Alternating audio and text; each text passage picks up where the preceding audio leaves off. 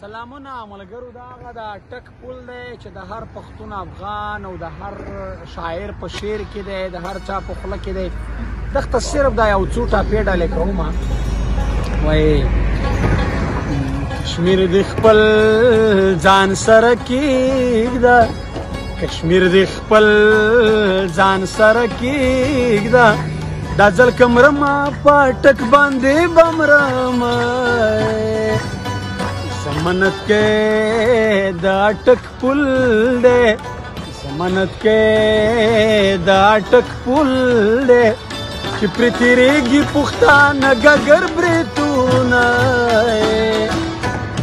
پاټک ما را پورې وځه، پاټک ما را پورې وځه، دلته کېږدی د پښتنو ولاړ دینه.